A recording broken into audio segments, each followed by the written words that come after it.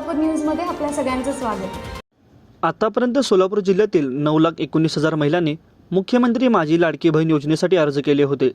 त्यापैकी जवळपास 4,86,000 महिलांच्या खात्यामध्ये प्रत्येकी 3,000 रुपये जमा झाले आहेत। उर्वरित 4,34,000 महिलांच्या खात्यामध्ये 31 ऑगस्ट रोजी पैसे जमा होतील अशी माहिती अधिकाऱ्यांनी दिली आहे। राज्यातील जवळपास 1 कोटी महिलांना त्या दिवशी प्रत्येकी 3,000 रुपये मिळणार आहेत।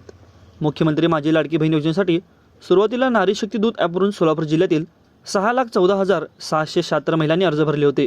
त्यानंतर ते ॲप बंद करून शासनाने सुरू केलेल्या पोर्टलवरून 3,04,670 महिलांनी अर्ज केला होता। जूनपर्यंत 4.25 लाखाहून अधिक महिलांना पैसे मिळालेले नाहीत। योजनेसाठी अर्ज करण्याची मुदत 29 ऑगस्टपर्यंत असून आता नव्याने प्राप्त झालेल्या 30,000 अर्जांची पडताळणी सुरू आहे। उर्वरित सर्वच अर्जांना मंजुरी देण्यात आली असून ते अर्ज शासनाला सादर करण्यात आले आहेत। त्यांना आता प्रत्येकी 3,000 रुपये मिळणार आहेत। तत्पूर्वी जिल्ह्यातील 1,29,000 महिलांच्या बँक खात्याला आधार लिंक नसल्याने त्यांना पैसे मिळालेले नाहीत। त्यांनी तातडीने आधार लिंक करून घ्यावे असे आवाहन महिला व बालविकास अधिकारी प्रसाद मिरकेल यांनी केले आहे।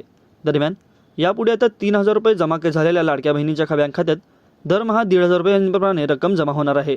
माझं सोलापूर न्यूज या यूट्यूब चॅनलला सबस्क्राईब करा आणि बेल आयकॉन प्रेस करायला विसरू नका।